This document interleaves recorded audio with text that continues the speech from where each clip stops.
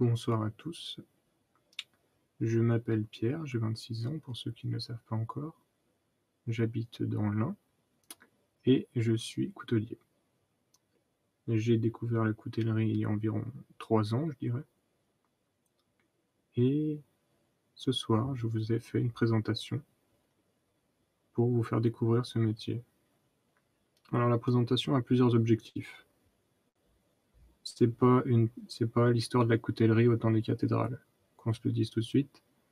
Il ne s'agit pas d'histoire ou quoi que ce soit, parce que je ne maîtrise pas du tout le sujet. Le but de cette présentation est de créer un tremplin pour tous les gens qui auraient des savoir-faire artisanaux ou non, pour que le cercle Richelieu progressivement s'ancre de plus en plus dans le réel, qu'on puisse établir des réseaux, discuter et créer des business, des choses dans le genre en fait. Et ce soir, je vais vous parler de mon métier. Alors pour les novices, ceux qui ne connaissent vraiment pas du tout la coutellerie, vous allez sûrement découvrir la discipline pour la première fois. Je suppose que ceux qui achètent des couteaux au Carrefour à 2 euros, vous ne savez pas ce qu'est la coutellerie, donc vous allez probablement découvrir tout ce qui se cache derrière un couteau. Pour les connaisseurs, j'espère que ça va vous en apprendre davantage sur comment faire son couteau, comment le choisir, quels sont les détails particuliers qu'il faut prendre en compte pour imaginer ou l'acheter chez un confrère coutelier ou moi-même. Puis pour les plus passionnés, j'espère que ça va vous permettre de vous lancer en fait. Je vais être assez bref dans les détails, mais je vais quand même donner assez d'informations pour que vous sachiez comment on fait un couteau de A à Z en fait. Donc voilà. Je vais commencer cette présentation en vous disant qu'est-ce qui m'a amené à m'intéresser à la coutellerie, comment j'en suis arrivé à choisir ce métier. Et après, je vous présenterai les étapes de fabrication d'un couteau. Donc je vais lancer le PowerPoint en plein écran.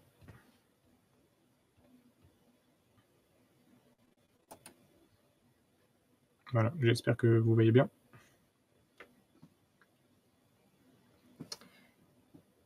Alors, l'appel du métier. Donc je vais commencer par parler un petit peu de moi pour comprendre comment je suis arrivé à ce métier. Je vais remonter jusqu'à environ mes 17 ans. C'était une période où j'étais vraiment en dégoût complet pour le monde moderne. C'était quelque chose qui me répugnait au plus haut point. Je me sentais vraiment exilé dans mon propre pays. J'étais à l'école, et pour moi, l'école, c'était vraiment la clé de voûte de l'esclavage moderne. Et à partir de ce moment-là, je me suis dit, non, je n'obtiendrai aucune reconnaissance de la République. Bon, à l'époque, je disais pas République, mais je n'obtiendrai aucune reconnaissance de système. Du coup, je me suis déscolarisé. Du coup, ça m'a amené à l'isolement. Donc, plusieurs années d'isolement, d'errance, à réfléchir, sans vouloir travailler, bien sûr, parce que le métier, pour moi, c'était pas quelque chose pour lequel on gagnait sa vie. C'était vraiment une façon de vivre. Du coup, après, au bout de quelques années, j'en ai eu un peu marre, évidemment. Et j'avais un attrait particulier pour le survivalisme, parce que je suivais énormément les émissions de Bear Grylls, vous savez, Man vs Wild. Et dans ces émissions, justement, il nous montre comment utiliser un couteau dans des trucs, des situations de survie extrême. Et ça me plaisait beaucoup. Mais moi, je voulais pas aller dans des situations extrêmes comme lui, mais j'avais eu comme idée de commencer un voyage pour partir de chez moi, parce que je me disais, moi, je vais sûrement rencontrer des gens pas trop dégénérés si je vais ailleurs que chez moi. Et du coup, au début, j'avais commencé à me mettre dans la tête que j'allais aller au Japon à pied. Cependant, je me suis rapidement découragé, comme je n'avais jamais fait ça. Et je me suis dit, tiens, je vais tenter le coup en France, parce qu'en fait, la France, c'est un pays que je connais pas. Je n'ai pas vraiment voyagé. Je suis resté globalement très souvent dans ma région. Du coup, je me suis dit, bon allez, je vais me faire un petit voyage initiatique en France. Sauf que pour moi, j'avais pas encore d'équipement. Et du coup, je me suis dit, bah tiens, il me faudra un couteau. Et le couteau, je me suis dit, mais toi qui fais le malin, là, qui dit que tout le monde est dégénéré, vas-y, fais-le toi-même ton couteau. Commence à faire quelque chose. Du coup, bah, c'est comme ça que ça a commencé. J'ai essayé par faire un premier couteau, puis deux, puis trois. Et voilà, c'est comme ça que ça a commencé. Et je tiens à préciser que je suis toujours pas parti.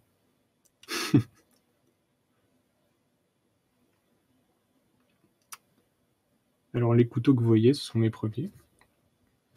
Alors, il y a le pointeur. Donc, le premier couteau, c'est celui-là que j'ai fait.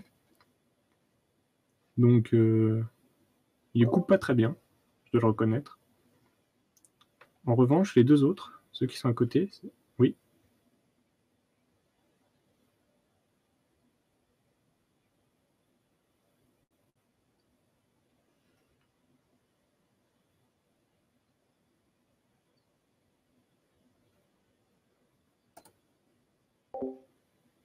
Est-ce que là, ça fait une différence? Ok. Est-ce que là, vous voyez ma souris? Ok. Très bien. Donc, à gauche, vous voyez mon premier couteau. Et ensuite, les deux que j'ai fait quasiment en même temps, juste après, c'est les trois premiers. Les trois premières lames. Donc, les deux, celle du milieu et celui à droite, coupent encore. J'ai pris des nouvelles. Parce que je les ai offerts à des membres de ma famille qui habitent en Guadeloupe. Donc, ça coupe encore. Je suis assez content. Donc, on va commencer sérieusement cette présentation. Qu'est-ce qu'un couteau? Alors là, vous voyez un couteau que j'ai fait, bien sûr. Et j'ai mis quelques petites notions pour qu'on puisse commencer cette présentation avec des noms. Donc vous voyez par exemple la lame sur laquelle il y a une émouture, cette partie ici. Vous avez un fil qui est le tranchant. Vous avez ce petit truc ici, c'est un détail, c'est un évidoir. Mais là, le rôle de ce truc, ce sera de retirer, de permettre à l'eau qui s'accumule sur le fil de pouvoir s'évacuer. Qu'il puisse pas seulement s'évacuer par la pointe, mais aussi par le bas. D'ailleurs, la pointe, logique. Vous avez le dos de lame, sur lequel j'ai fait ce qu'on appelle un guillochage. Mais ça, c'est facultatif. Pour l'instant, n'en parlons pas. Ensuite, le ricasso, c'est la zone qui se situe entre l'émouture, donc le début du tranchant, et le manche. C'est sur cette zone que moi j'appose ma signature, que je poinçonne.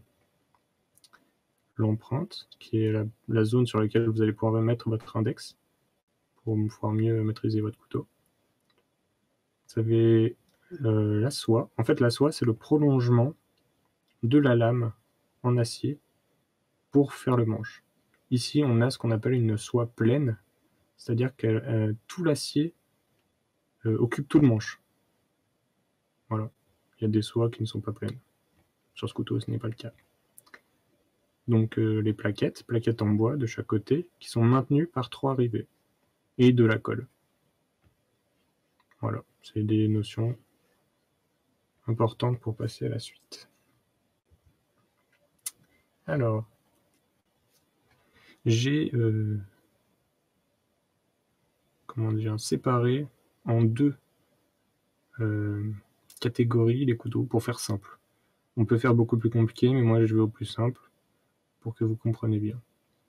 Alors les couteaux fixes, les couteaux qui ne se plient pas justement, c'est des couteaux qui sont bien plus solides puisqu'ils n'ont aucun mécanisme. C'est ceux que je fais pour l'instant. Vous voyez aussi un de mes premiers couteaux. Et les couteaux pliants. Les couteaux pliants, là d'ailleurs je précise, ce couteau n'est pas de ma conception, parce que je n'ai pas encore fait de couteau pliant, mais j'ai l'intention d'en faire. Mais j'ai commencé par les couteaux fixes parce qu'ils sont beaucoup plus simples. Le fait qu'il y ait un mécanisme fait que ça complexifie beaucoup le truc. Alors, petite anecdote. Quand j'avais, je sais pas, 13-14 ans, on m'a offert un couteau suisse. Un couteau suisse avec lequel je me suis amusé à tailler du bois. Je m'amusais à tailler dans du bois. Cependant, à un moment, je suis allé un peu trop profond dans le bois, le couteau s'est bloqué. Et en le retirant, j'ai tiré fort, le couteau s'est refermé sur mon doigt et ça m'a tranché la moitié du doigt. Couteau suisse, c'est pour vous expliquer que chaque couteau a une utilisation précise. Un couteau suisse n'est pas fait pour ça. D'ailleurs, à cause de ça, je me suis dit qu'un jour, je fabriquerai un couteau pliant qui a une sécurité. Je précise. J'aime pas les couteaux suisses. Le couteau, il doit avoir une sécurité, sinon c'est très dangereux. Bien respecter l'utilisation pour laquelle les couteaux sont faits. Passons à la suite. Alors, parmi les lames fixes, vous avez des couteaux d'intérieur et des couteaux d'extérieur. Alors ici, en photo, j'ai mis un couteau de table qui peut très bien aussi servir de couteau de cuisine, mais pour des petites choses. Il y a aussi des couteaux de chef dans les couteaux d'intérieur. Je précise que l'aiguisage pour les couteaux d'intérieur est de 15 à 20 degrés. C'est-à-dire que pour ce qui est cuisine, vous avez besoin d'un tranchant extrêmement fin pour que vous n'ayez pas à forcer dans votre tâche. Sinon, c'est dangereux. Et le fait que ce soit fin, évidemment, ça va être plus fragile. Donc il faudra le réaiguiser peut-être plus souvent. Ensuite, les couteaux d'extérieur, je mets Bushcraft Chast, mais c'est globalement la même chose. C'est parce qu'il y a des gens qui ne savent pas ce qu'est le Bushcraft. Ils vont peut-être mieux comprendre avec chasse. Mais c'est globalement la même chose. C'est des couteaux que vous allez utiliser en extérieur pour faire du bâtonnage, pour couper du bois, pour fendre du bois, pour allumer du feu. Enfin, c'est des couteaux qui sont assez solides, assez épais. Et là, je précise l'aiguisage 30-40 degrés. Parce que vous allez beaucoup plus insister sur les lames. Ça sera vraiment du gros, du travail de gros. Ça va pas être de la précision. Vous n'allez pas couper des petits légumes avec un couteau d'extérieur. Enfin, vous pouvez, mais c'est pas fait pour ça, quoi. C'est pas optimisé pour ça. Ça me semble bon. On peut passer à la suite. Alors, les couteaux que j'ai choisi personnellement de faire jusqu'à présent sont un couteau de table, de cuisine, de bushcraft. C'est dans le futur pliant, comme je vous ai dit. Et là, je précise, pas d'armes pour le moment. C'est-à-dire que mes couteaux ne sont pas optimisés pour combattre. Là, je vous ai mis un petit exemple. C'est la fameuse baïonnette qui est utilisée dans l'armée de terre. Alors, vous pouvez voir ici une petite dentelure qui permet de couper de la corde. Vous avez différents épaisseurs, ici, ici et ici, pour 3 utilisations différentes. Vous avez une pointe qui est beaucoup plus pointue que sur mes couteaux, parce que vous avez un contre-tranchant ici, qui affine la pointe pour que vous puissiez pénétrer beaucoup plus facilement dans la matière, ou dans une cible. Après, vous avez ici cette petite partie. Souvent, vous voyez un sillon creusé au milieu de la lame. Ici, c'est ici. Et en gros, ça va permettre à la victime de se vider de son sang une fois que vous l'avez transpercé. Vous avez aussi cette partie. Là, on voit pas bien, mais en gros, c'est un trou ici. Et ça permet de fixer le couteau sur le canon de son arme. Donc, c'est vraiment une arme optimisée pour combattre et pour se battre. Bon, le manche est en plastoc, j'imagine. Enfin, voilà. Alors, la coutellerie, une profession pluri-artisanale. Évidemment, je suis amené à travailler le métal, comme vous voyez à gauche, le bois pour les manches, mais aussi, plus tard on le verra, pour des coffrets, et du cuir pour les étuis, pour les couteaux d'extérieur. Parce qu'il faut évidemment un étui, sinon c'est dangereux. Donc on va commencer à expliquer un petit peu la conception de la lame. Premièrement, le choix de l'acier.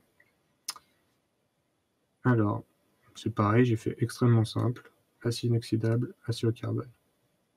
On peut faire plus compliqué, mais là c'est le plus simple. Alors moi, la dénomination de l'acier inoxydable que j'utilise, c'est du 12C27. C'est-à-dire que c'est déjà un alliage qui est prévu pour la coutellerie. Parce que si vous avez, enfin, l'acier inoxydable, le vraiment inoxydable, c'est pas de l'acier pour de la coutellerie. En fait, il ne pourra jamais changer de dureté, l'acier inoxydable. Celui-là, il est prévu pour la coutellerie. C'est un alliage très particulier. Donc une bonne résistance à la corrosion, vu qu'il est inoxydable, et une dureté correcte. Je mets correcte. Parce que ça va, mais on peut faire mieux.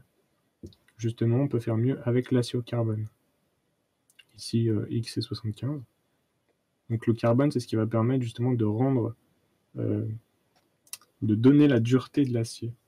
Mais en même temps, c'est ce qui va lui être fatal face à la corrosion.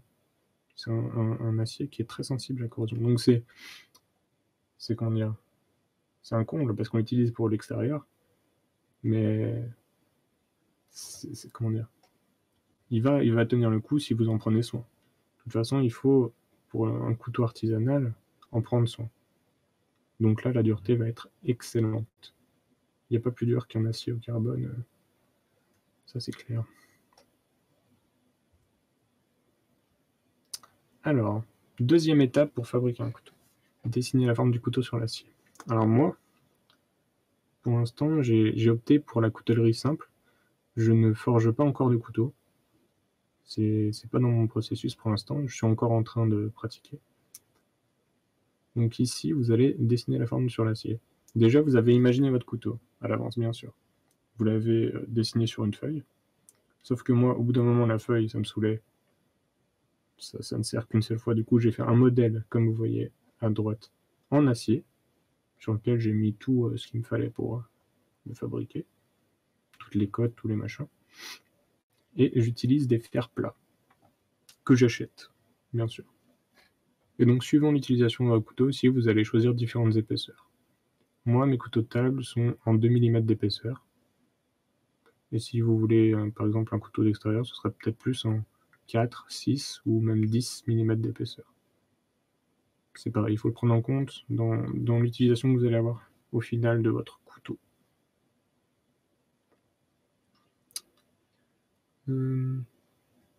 Voilà, on va passer à la suite. Donc, une fois que j'ai bien tracé mon couteau, je le découpe. Et comme la disqueuse coupe droit, vous ne pouvez pas faire de courbe. Donc là, je vous donne un petit tips pour vous rapprocher du tracé au mieux. Vous faites des entailles perpendiculaires. Et ensuite, après, vous repassez sur le côté avec la disqueuse, ça part comme des petits cheveux. Et hop, ça donne ça. Mais c'est encore une découpe assez grossière. Vous voyez, on n'est pas encore à notre couteau final. Donc on continue. Alors, épouser le tracé avec le backstand. Ça, c'est l'outil vraiment caractéristique du coutelier, le backstand. D'ailleurs, j'entends déjà venu de Bretagne, qu'est-ce que c'est un backstand, qu'est-ce que ça veut dire? Alors, je vais préciser, un backstand, c'est une ponceuse à bande en français. Il y a 1, 2, 3 roulements plus une poulie et un moteur qui entraînent une bande abrasive. Ici 2 mètres, elles font 2 mètres, mes bandes abrasives, et qui vont permettre de travailler l'acier sur la surface ici.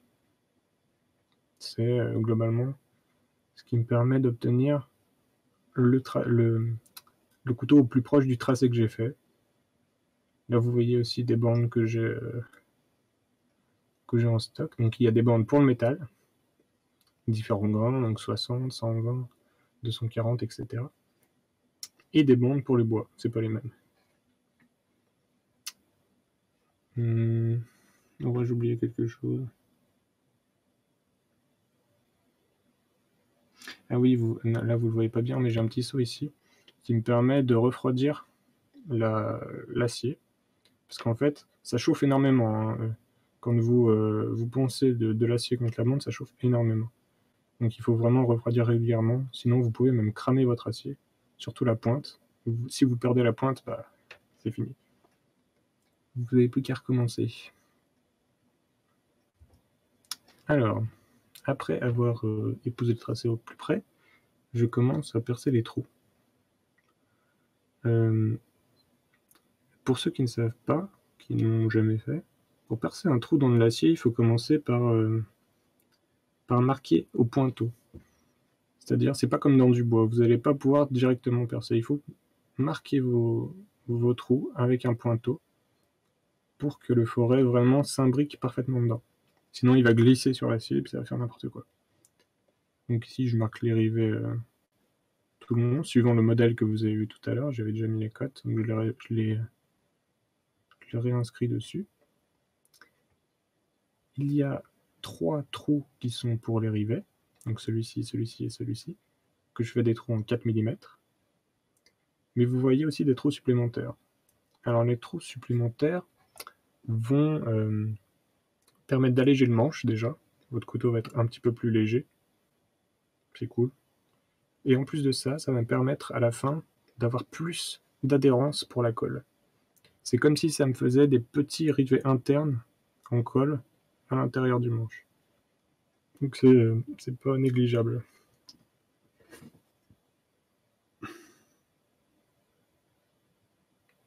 Oui, passons à la suite.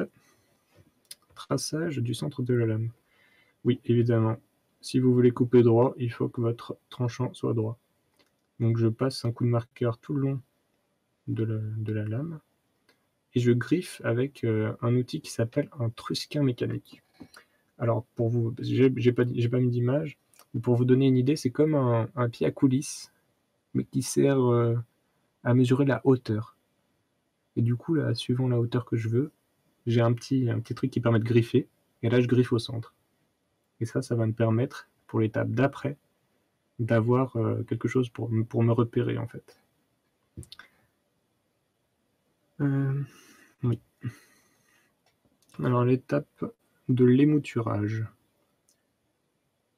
Alors moi, j'utilise un petit guide.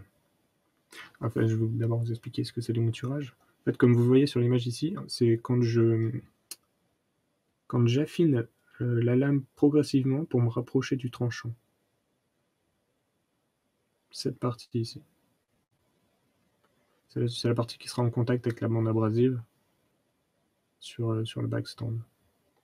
Et donc moi j'ai personnellement fait des petits guides pour mes couteaux parce que je pourrais le faire à la main, enfin sans guide, mais sur une lame de 2 mm d'épaisseur, c'est quand même assez compliqué. Quand je suis à plus d'épaisseur, ça peut le faire. Mais déjà, avec le guide, je peux vous garantir que c'est pas si simple de le faire. Alors sans guide, je vous en parle pas. Donc là, j'ai des petits guides que j'ai fabriqués avec une équerre classique. Là, vous voyez, suivant si je visse les deux petits trucs, vous voyez qu'il y a une inclinaison qui se fait. Du coup, je vais pouvoir plus ou moins monter les moutures sur la lame. Des fois, il y a des couteaux qui sont en émouture complète, c'est-à-dire qu'ils vont jusqu'en haut. Ici, moi, j'aime pas. Moi, j'aime bien cet aspect-là, où on peut vraiment différencier les moutures du couteau. Alors, donc l'empreinte, j'ai dit, c'était la partie pour l'index. Donc moi, je le fais à la lime. D'ailleurs, important pour ceux qui n'ont pas l'habitude justement d'utiliser des limes. Dans du bois, vous pouvez faire des allers-retours. Dans du métal, vous ne pouvez faire que des allers. Enfin, vous pouvez faire un aller-retour, mais votre lime va s'user 2 fois plus vite. C'est-à-dire qu'elle lime que dans un sens, la lime à métal. En tout cas pour l'acier. Pour des métaux tendres, je pense que ça peut aller. Mais pour de l'acier, il faut vraiment aller que dans un sens, sinon votre lime, vous allez la bousiller assez rapidement. C'est important. Donc je vous ai dit tout à l'heure aussi les vidoirs. Petite partie pour que l'eau puisse s'en aller si elle s'accumule sur le fil. Le fil n'est pas encore là. Hein. On n'en est pas encore là. Donc ensuite, important ou pas important, c'est facultatif, mais c'est le guillochage. Alors avec des petites limes, vous pouvez former des motifs sur le dos de lame, ou pas d'ailleurs, partout, même à l'intérieur du manche ou n'importe où. Mais sur le dos de lame, je trouve que c'est particulièrement joli. Alors là c'était sur mon premier couteau, que vous voyez ici. Ces 2 images-là, c'est pas moi, mais bon, je vous ai donné un exemple pour qu'on puisse voir tous les guillochages possibles. Il y en a bien d'autres encore, mais ceux-là, ça donne déjà une idée assez intéressante. et c'est facultatif, parce que ça n'a pas vraiment d'utilité. C'est plus le côté esthétique. Quoique il existe un guillochage qui serve à quelque chose.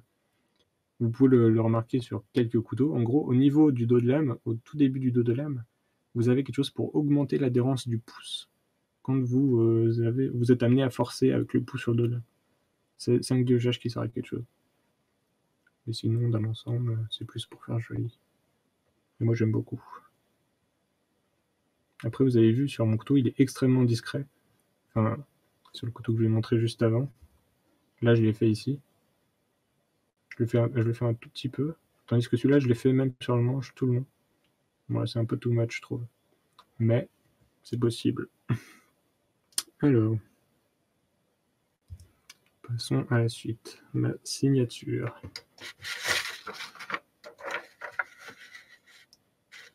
Alors au début, attendez, je vais remonter vite fait. Ah, non, pas celui-là, celui-là. Ici, je signais avec mes initiales SP. Donc si j'avais des lettres à frapper, c'était vraiment au tout début. Je savais pas comment signer autrement. Donc je mettais mes initiales SP comme ça. C'était basique. Mais ensuite, j'ai commencé à me dire, bon, il faut peut-être que je fasse un truc un petit peu plus travaillé. Donc j'ai fait pareil, mes initiales, P et S, qui sont sur une lame. Alors c'est un glaive. À l'époque, je m'étais inspiré du glaive de Maximus, donc Gladiator. Mais c'est pas si important que ça. Et là, vous la voyez à l'envers, bien sûr. Parce que sur le poinçon, elle est à l'envers pour pouvoir être à l'endroit sur le couteau. Et je l'ai fait faire, c'est pas moi qui l'ai fait. Parce que c'est minuscule. Et il y a quand même pas mal de détails. Et alors, pour signer, il faut que je signe à chaud, mais pas à rouge. Donc, je vais passer à l'image suivante pour vous montrer un couteau qui est chauffé à rouge. Pour la signature, en gros, je le chauffe à rouge. Mais si je le poinçonne à rouge, j'ai des chances que mon couteau se déforme. Et du coup, ça, je le veux pas. En revanche, si je le fais à froid, eh ben, ça va potentiellement pas marquer. Ou pas marquer complètement, et là, c'est la merde. Donc, il faut que ce soit rouge, et que j'attende que ce soit très très foncé, que c'est sur le point de s'éteindre, et là, bam, je poinçonne. Et là, ça déforme pas le couteau, et ça marque. C'est parfait. Donc ensuite, après la signature, on a ce qu'on appelle des normalisations. Alors, les normalisations, c'est une étape très importante si vous forgez votre couteau, parce que le but des normalisations, c'est en fait par 3, vous allez en faire 3, vous allez chauffer votre acier à rouge comme je l'ai ici, et vous allez le laisser refroidir à l'air. Et ça va permettre à toutes les tensions qui sont présentes dans l'acier, à chaque fois que vous avez travaillé votre acier, vous avez mis des tensions dans le couteau. Et là, ça va permettre de les relâcher. Donc, il faut en faire 3 minimum pour que vous soyez tranquille, qu'il n'y ait pas aucune tension dans le couteau. Et ensuite, vous avez la trempe. La trempe, c'est probablement la partie la plus importante et la plus stressante des étapes pour faire un couteau. Alors, je vais vous expliquer. Déjà, vous voyez ma forge. C'est une petite forge à gaz que j'ai fait, elle est sympa. Et pour la trempe, en gros, c'est un procédé de choc thermique. Vous allez modifier la structure de votre acier pour qu'il se durcisse. D'où l'intérêt avant de faire les normalisations, parce que là, vous allez faire un choc thermique, et du coup, ça va être...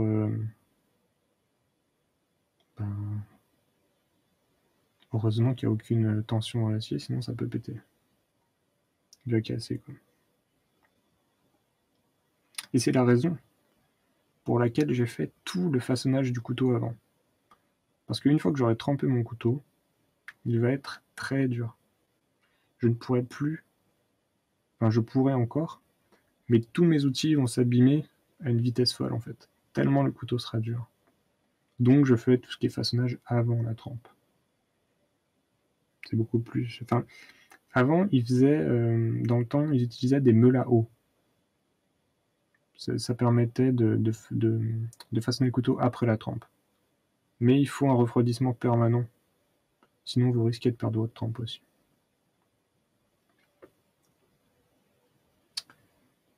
Il existe plusieurs façons de tremper. Moi, par exemple, je vais passer à l'image suivante. J'utilise de l'huile, c'est-à-dire que je fais chauffer mon couteau à une température qui est définie pour le type d'acier. Chaque acier a une température de trempe différente. L'acier inoxydable et l'acier au carbone n'aura pas la même température de trempe. Par exemple, pour tremper un couteau inoxydable, il faut atteindre 1050 degrés. Donc ça se situe ici. D'ailleurs, si vous ne savez pas, vous pouvez voir la température à laquelle est un acier suivant sa couleur. C'est comme ça que moi je me repère. J'ai pas de thermomètre. D'ailleurs, c'est important pendant la trempe d'être dans un endroit plutôt obscur. Vous pouvez pas faire ça en plein soleil, sinon vous ne verrez jamais les nuances de couleur sur l'acier. Et donc 1050 degrés pour un acier inoxydable. Et pour un acier au carbone, c'est environ 810 degrés. Donc ça se situe plus ici. Donc une fois que j'ai atteint cette couleur, que j'ai bien atteint à cœur la température, elle s'est bien maintenue, je trempe entièrement la lame dans l'huile pour qu'il y ait un refroidissement immédiat. Bon, ça fait un petit peu des flammes, ça boue un petit peu, mais il faut que le choc soit au maximum. Par exemple, des fois en hiver, je ne peux pas le faire directement parce que l'huile, quand elle passe en dessous de 0 degré, elle change un petit peu de texture. Elle est visqueuse. Du coup, je suis obligé au préalable de mettre un bout d'acier chaud dans l'huile pour la chauffer un tout petit peu. Mais ça doit aller autour des 50 degrés, par exemple. Donc passer de 800 à 50 degrés, instantanément, c'est énorme.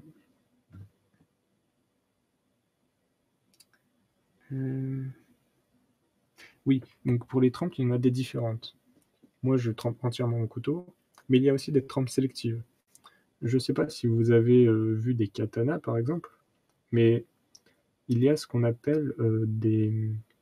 Enfin, c'est des petites vaguelettes que vous voyez sur le tranchant, enfin sur les moutures du tranchant, et ça, c'est un procédé qui s'obtient par la trempe. En gros, ça s'appelle une trempe sélective. Ils mettent un mélange d'argile, il me semble, sur toute la partie qui ne va pas être trempée. Du coup, une fois que vous plongez votre lame avec de l'argile dessus, que la partie où il n'y a pas d'argile va être trempée. Donc souvent, c'est le fil qui est trempé, c'est ce qui doit être le plus dur. Et du coup, ça va créer des motifs qui vont apparaître sur le polissage à la toute fin. Du coup, il y a des lignes de trempe ou des choses comme ça qui vont apparaître suivant ce que vous plongez dans l'huile. Et pas dans l'eau. L'eau est beaucoup trop agressive. C'est beaucoup trop dangereux. Donc après la trempe, il va atteindre sa dureté maximale. Il n'y a pas plus haut. Cependant, le couteau va changer comme je vous ai dit, de structure, et il va être comparable à du verre. C'est-à-dire qu'il sera extrêmement dur, mais cassant. Vous ne pourrez pas le plier. Par exemple, image suivante, bam, c'est le drame. J'ai pas fait exprès, mais c'est arrivé. Vous voyez que l'acier ne se plie plus, ne se tord plus, il casse net. Comme je vous ai dit, c'est semblable à du verre. D'ailleurs, j'ai essayé de prendre une photo, je ne sais pas si vous allez bien voir, mais on dirait presque du sable. On voit le grain de l'acier on dirait du sable en fait. C'est pour ça que je dis que c'est un peu comme du verre. Bon, c'est pas grave. J'avais tenté quelque chose parce qu'il y en a qui arrivaient à... Parce que ça arrive des fois... D'ailleurs, ah oui, il y a quelque chose que j'ai pas précisé pour les moutures. Ici, sur la partie du couteau, enfin ici, il ne faut pas que ce soit trop fin. Moi, j'essaie de rester au minimum à 0,8 mm, parce que si c'est trop fin, en fait, votre acier va se tordre, il va faire des petites vaguelettes tout le long, comme ça, et votre tranchant est foutu. Donc il faut le prévoir à l'avance, il ne faut pas faire trop fin, Sinon, ça déforme votre couteau. Et passons à la suite. Justement, parce que le couteau est cassant, parce que le couteau est trop dur, on va faire ce qu'on appelle le revenu. Revenu au four, que vous mettez dans un four par la cuisine, quoi, un four traditionnel normal. Et donc, sur la fiche technique de votre acier, quand vous l'achetez, ici le XC75, vous voyez une courbe de la dureté. Les HRC, c'est les Rockwell, c'est l'unité de mesure de la dureté d'un acier. Donc quand on vous le vend, il doit être à 28 Rockwell. Donc c'est parfait pour le façonner. Il est pas mou, mais vous pouvez très bien le travailler, quoi. Donc ici, on voit qu'on est au-dessus des 64. C'est énorme. Et donc là, on voit la température qu'il faut pour atteindre la dureté. Moi, j'essaie de viser entre 60 et 62. Donc pour le X75, c'est 62. Donc il faut que je le maintienne environ 200 degrés pendant 1 heure, il me semble, au four. Voilà. Si c'est de l'acier inoxydable, vous ne pourrez même pas atteindre, vous vous souvenez, à un moment j'ai dit dureté correcte, vous ne pourrez même pas atteindre cette plage de dureté. Vous serez à 56, 57, 58. Donc l'aiguisage se fera beaucoup plus régulièrement pour les couteaux inoxydables. Voilà.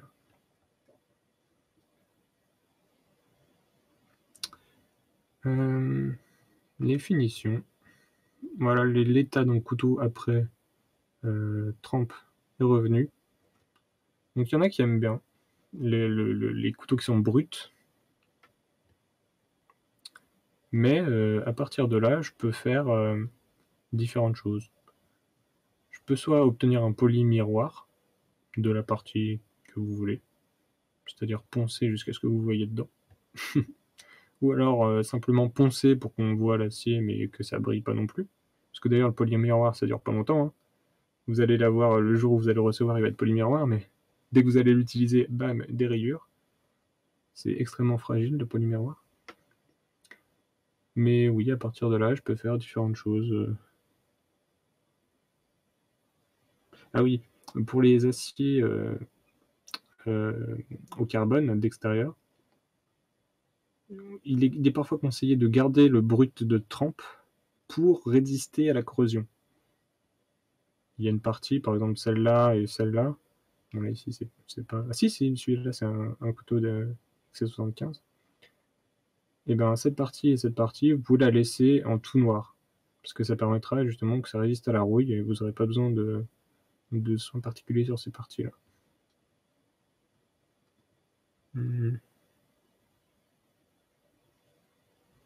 Oui, voilà.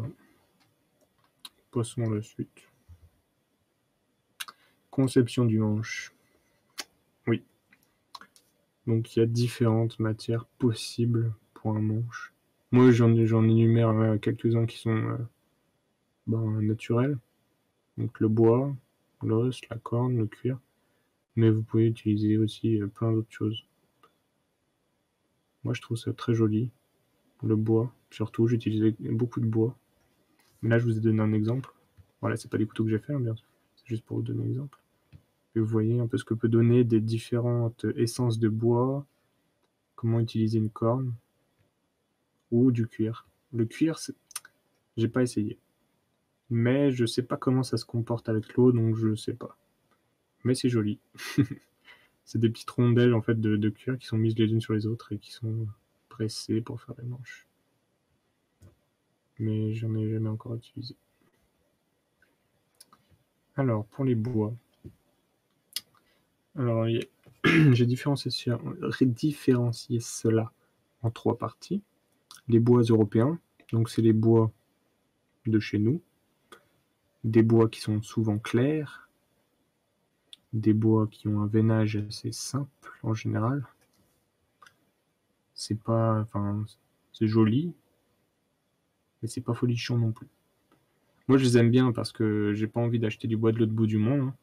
Le bois qu'il y a vers chez moi, ça me suffit. Mais si jamais vous voulez des bois plus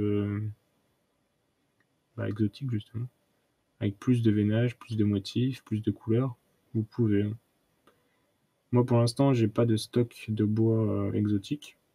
J'achète du bois dans la scierie du coin. Donc, j'obtiens facilement du frêne, du chêne, du buis, olivier aussi. C'est des bois que j'aime bien. Pour les bois exotiques, vous voyez, ben, comme c'est des bois qui ont poussé dans des zones à très fort ensoleillement, vous voyez qu'il y a des motifs qui se créent, c'est fou, quoi. Là, je vous ai mis justement une plage de choix possibles, mais il y en a d'autres, je pense. Mais c'est pour vous donner une idée de la différence qu'il y a entre les deux, quoi. Alors ensuite, il y a ronces et loupes. Alors là, ça n'est pas des arbres différents, mais c'est des parties de l'arbre différentes. En gros, je ne sais pas si vous avez déjà vu, mais sur certains arbres, il y a comme des excroissances, des sortes de boules qui se forment, et c'est ça qu'ils appellent ronces et loupes. Et ça, par contre, ça donne des motifs magnifiques. Voilà, je vous ai mis quelques trucs. Bien sûr, hein, vous aurez le PowerPoint à la fin pour que vous puissiez voir plus précisément, parce que là, je suis pas sûr que vous puissiez lire, plus précisément tout ça.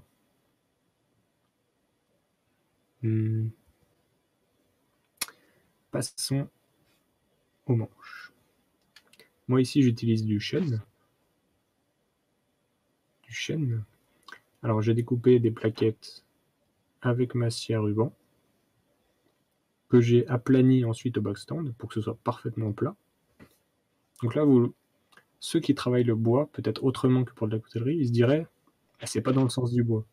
Oui, parce que là, j'ai essayé d'obtenir un motif de ce genre. Pour un manche, c'est pas trop grave, surtout un petit manche. Vous n'êtes pas obligé de prendre le bois dans le sens du bois. Voilà, c'est une précision. Donc, après avoir découpé ces plaquettes, je passe au perçage des trous pour les rivets, évidemment. Donc, je commence à travailler aussi sur les côtés, là. Bam, je perce les trous. Tac, tac, j'ai fait le tracé de mon couteau et tout. Vous voyez aussi des petits trous que je rajoute. C'est exactement pour la même raison que tout à l'heure, pour augmenter l'adhérence de la colle et du bois entre le manche et le couteau. C'est pas négligeable. Là, j'en ai mis quelques-uns qui correspondent aux trous que j'ai fait. Oui. Et voilà, passons à la suite. Découpe des rivets. Donc là, vous voyez, j'ai fait plein de petits trous supplémentaires. J'ai même chanfreiné les rivets principaux, les trous pour les rivets principaux. Alors les rivets, c'est pas utile pour un rivet d'avoir un métal au carbone ou inoxydable ou quoi que ce soit. Vous pouvez utiliser soit du laiton, ce que j'utilise personnellement, parce que j'adore le laiton, je sais pas, mais moi je trouve ça magnifique. Vous pouvez aussi utiliser du cuivre, du bronze, enfin toutes sortes de métaux qui sont plutôt tendres. Ça va suffire en fait, c'est pas nécessaire d'avoir des trucs ultra solides. Ou même des choses vissées ou quoi que ce soit. Alors moi, personnellement, je colle mes manches, j'utilise de la colle. Mais il existe des gens qui arrivent à faire des manches sans colle. C'est-à-dire que les rivets qui sont là, ils vont les mettre, et de chaque côté du manche, ils vont les frapper pour faire des petits champignons. Ce qui fait que ça va plaquer justement les plaquettes sur le manche sans colle. Je ne l'ai encore jamais fait. Je l'avoue. Je me contente pour l'instant de la colle. D'ailleurs, non. Oui, là je protège le couteau pour pas que la colle justement j'en foute de partout. Parce qu'on en a plein les doigts. Et on en fout absolument de partout. Donc le collage, je fais ça avec des serre-joints. Une fois que j'ai tout assemblé, je serre. Et j'utilise de la colle époxy. Je ne sais pas si les gens connaissent, mais la colle époxy est une colle extrêmement solide. Ça colle tout, le bois, l'acier. Et c'est vraiment le top du top. Sauf que là, par exemple, je dois attendre 48 heures pour que la colle sèche. Donc c'est le genre de choses qui m'empêche de faire un couteau en une journée, par exemple. J'aimerais bien le faire en une journée, mais je peux pas. Parce que Je dois attendre 48 heures pour que la colle sèche. Voilà.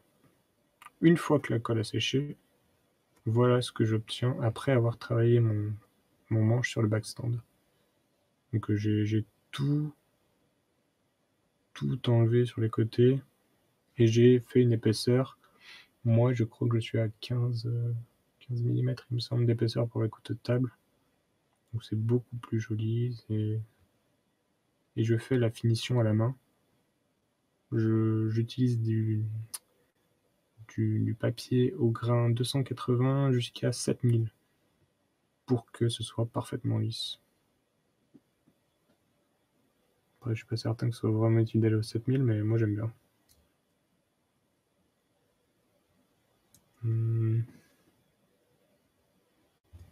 On peut passer à la suite. Ah oui, ça c'est des particularités de manche.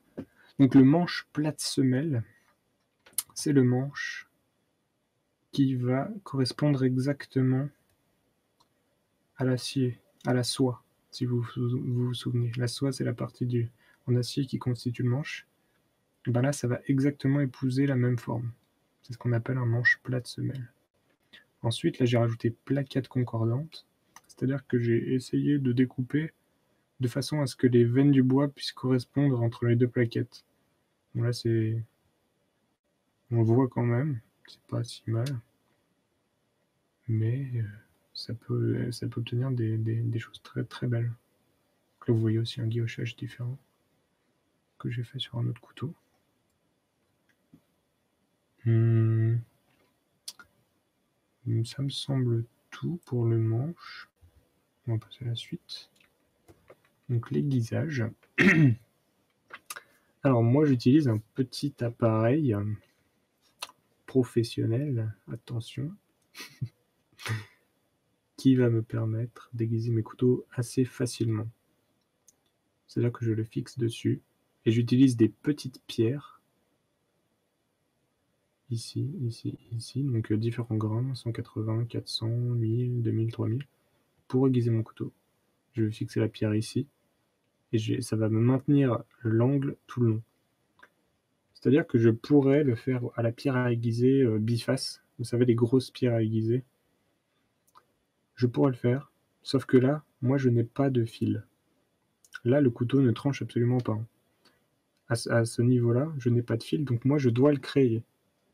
Vous, quand vous allez réaffûter votre couteau, il y a déjà un fil, vous allez devoir faire que quelques passages. Et c'est déjà difficile, vous allez voir que c'est pas si simple. Mais moi, je dois passer peut-être un minimum de 1000 passages de chaque côté pour arriver à l'aiguisage final. Donc je préfère utiliser cet appareil, surtout quand je dois aiguiser 3-4 couteaux dans l'après-midi. J'en ai un peu marre au bout d'un moment.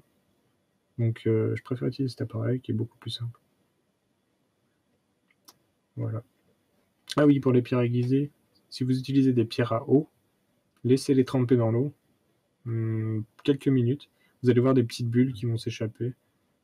Parce que si vous n'hydratez pas assez la pierre, elle va être friable et elle ne va pas aiguiser votre couteau correctement. Tandis qu'une fois qu'elle est bien humide, ça va glisser dessus tout seul. Là, il ne faut pas trop exercer de pression. Il faut simplement faire glisser le couteau sur la pierre. Ça me semble bon. Donc là, une petite photo de mon couteau terminé, enfin presque terminé. Parce que là, j'avais oublié de huiler le manche. Le manche est encore clair. Donc là, j'ai pris des petits légumes, poivrons, haricots, que j'ai découpés. Ils coupent super bien. et voilà. Là, cette fois, le manche est huilé. On le voit, il est légèrement plus foncé. Bon, en plus, là, c'est en plein soleil, donc il est bien plus foncé en réalité. Pour huiler votre manche, en gros, huiler son manche, surtout quand c'est du bois, hein, parce que si c'est pas du bois, ça sert à rien. Ça va permettre en fait d'augmenter la résistance à l'eau. L'eau ne va plus s'infiltrer s'il y a déjà de l'huile dans le bois, si vous comprenez le principe. Donc très régulièrement, il faudra huiler votre manche. Enfin, très régulièrement. De temps en temps, vous allez voir, de toute façon, il va s'éclaircir le manche quand il faudra l'huiler. Donc là, des jolies petites fleurs, voilà, voilà. Là, il y a une tulipe, une jonquille, des jacinthes, ça je ne sais pas. Conception d'étui ou de coffret. Alors comme je vous ai dit, moi j'ai décidé de faire des étuis en cuir pour mes couteaux d'extérieur. Donc là c'est un dessin que j'ai fait pour mon premier couteau d'extérieur, qui est mon couteau. Et si vous voulez, vous personnellement, faire un couteau en cuir, parce que je vais pas en parler aujourd'hui, parce que j'ai justement, je maîtrise pas le processus parfaitement. Je vous ai mis tout à la fin du PowerPoint une vidéo qui m'a permis d'apprendre à le faire. Donc pour ceux que ça intéresse, il y aura ça disponible à la fin de la vidéo, à la fin du PowerPoint. Voilà. Ensuite, j'ai fait aussi un coffret en bois. Je ne sais pas quel bois c'est, je le reconnais. C'était une planche qui traînait au garage depuis des décennies, sûrement coupée par mon grand-père, mais je ne sais pas ce que c'est comme bois. Et ce coffret, c'est un coffret que j'ai offert à ma mère pour son anniversaire, l'année dernière. Voilà.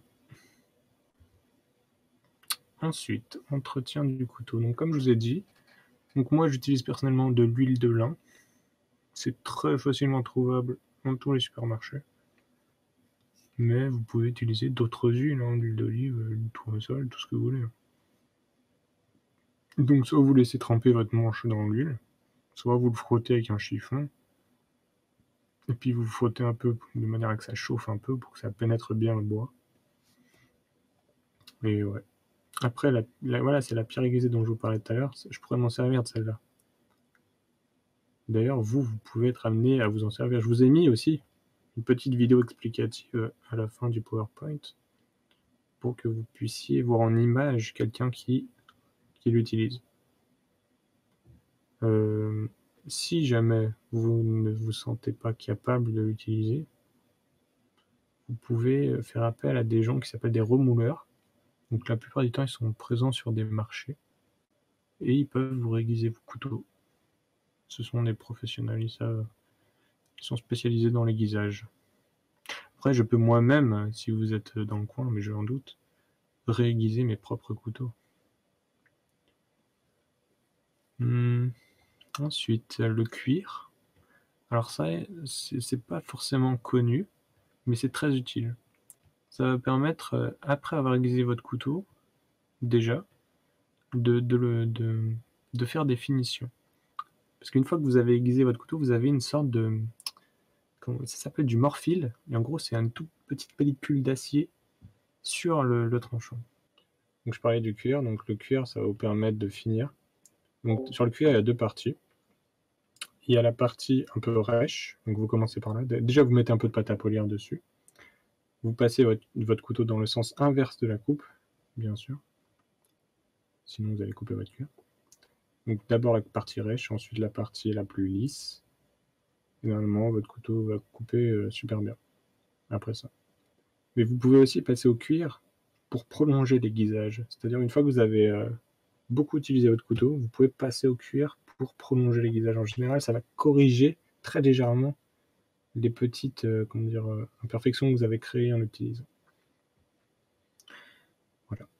Il me semble que... Ah oui, sinon, si c'est un manche en bois, évitez de le laisser traîner dans l'eau. C'est pas de la vaisselle.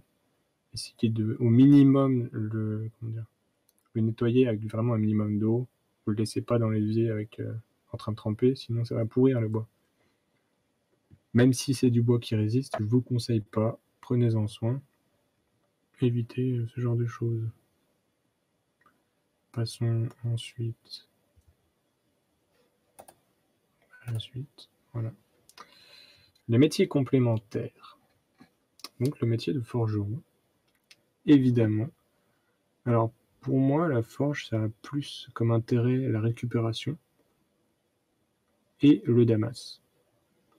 Par exemple, forger du fer plat que j'achète, je vois pas l'intérêt en fait, de le faire. C'est vraiment l'aspect récupération. Donc pour vous parler vite fait de la forge, c'est former ce que vous voulez, pourquoi pas des couteaux, par martelage de votre acier. Alors pour l'instant, je m'essaye à la forge, mais je ne suis pas encore en capacité de vendre un couteau forgé parce que c'est extrêmement difficile. On n'a pas idée. Déjà, le simple fait de former le couteau est difficile. Mais ensuite, il y a beaucoup plus d'étapes de correction. Comme je vous ai dit, par exemple, les normalisations sont extrêmement importantes. Il faut en faire 3, voire beaucoup plus si c'est un couteau forgé. Parce que vous allez vraiment déformer, mettre beaucoup de tension dans le couteau. Donc c'est un métier très intéressant, mais très difficile. C'est pas comme ça que vous allez apprendre à faire un couteau forgé. C'est pas du jour au lendemain en tout cas. Donc là, je vous ai mis un petit exemple de couteau en Damas. Je crois que c'est un artisan russe dont j'ai oublié le nom. Je m'en excuse pour lui.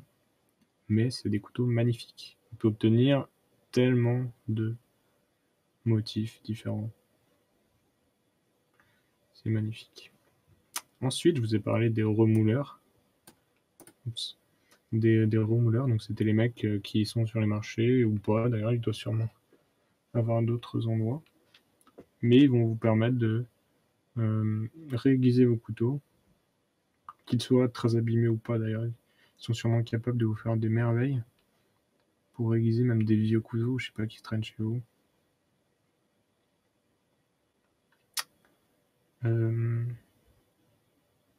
crois que j'ai oublié de parler d'un truc tout à l'heure à propos de la trempe. Parce que là, je parle de remoulage justement, mais vous pouvez être amené à chauffer votre lame. Mais il ne faut pas la chauffer au-dessus d'un certain degré. Sinon, vous allez perdre votre trempe. C'est-à-dire, ceux qui s'amusent à mettre leur couteau dans le feu et qui deviennent rouges, ne faites surtout pas ça. Parce qu'une fois que votre couteau est devenu rouge, il a perdu sa trempe, il n'est plus assez dur et il va s'user 2 fois plus vite. Quand je dis 2 fois, c'est même peut-être sûrement beaucoup plus. La trempe, elle est essentielle. Pardon. Ensuite, les artisans du cuir. Donc moi, je me suis essayé à la fabrication d'étuis, mais j'ai demandé aussi une formation pour, normalement, je l'espère, début mai, si tout se passe bien, si le confinement ne se fait pas. Je vous ai mis 2 exemples. C'est dessiner des motifs sur le cuir, donc c'est pour la personnalisation. Moi, je trouve ça personnellement magnifique. Ensuite, j'ai aussi demandé une formation en gravure ornementale qui va vous permettre sur des parties du couteau de graver des choses magnifiques. Ici, je vous ai mis 2 exemples. Donc là, il y a une partie, la partie supérieure du manche qui est en laiton s'appelle une mitre. Voilà. Et sinon, fabricant de coffrets en bois, si jamais vous achetez des sets de couteaux de table et que c'est pas moi qui le fais. Suivant. Conclusion. On y était presque, je vous l'avais dit. S'installer. Voici mon atelier. Alors, je suis installé sur un terrain en location qui n'a ni électricité ni eau, qui n'est pas non plus constructible. Donc, j'ai mis un abri de jardin dans lequel j'ai fait mon atelier. Voilà, voici l'intérieur de mon atelier. Vous voyez à gauche mon établi principal avec plein d'outils que je suis en majorité récupéré de mon grand-père. Ma scie à ruban, plein de trucs. Ma forge, la bouteille de gaz, ma perceuse à colonne, mon backstand, mon groupe électrogène, une étagère avec plein de bidules, du bois. Et en hiver, bon là on voit pas bien, mais il est entre les 2 photos, c'est mon poêle roquette, avec des petits granulés ici, parce qu'on se les caille. Passons à la suite. Voici des couteaux que j'ai fait à la suite des 3 premiers. Bien sûr, si vous voulez voir mieux, je vous enverrai le PowerPoint. Tadam, tadam, tadam, tadam. Magnifique. Et enfin, pour terminer, je vous ai mis des réseaux pour acheter de l'acier pour ceux qui ont envie de s'y mettre, pour fabriquer un étui en cuir comme je vous l'ai dit, aiguisage de la pierre, une vidéo, mon Instagram pour ceux qui veulent me suivre et voir ma progression, ainsi que des chaînes YouTube liées à la forge et à la coutellerie. des gens extraordinaires, dont Alex Steele, que j'adore. Donc c'est des Anglais. Hein. Faut savoir qu'on est complètement à la ramasse en France pour ce qui est du YouTube. Donc des Anglais qui sont extrêmement bons en forge et en coutellerie. Avant de terminer, je voudrais préciser que pour toute personne qui a apprécié cette présentation, qu'il faut remercier Mardonius, qui m'a motivé, qui m'a apporté tout son soutien pour réaliser cette présentation. Voilà. Je vous remercie.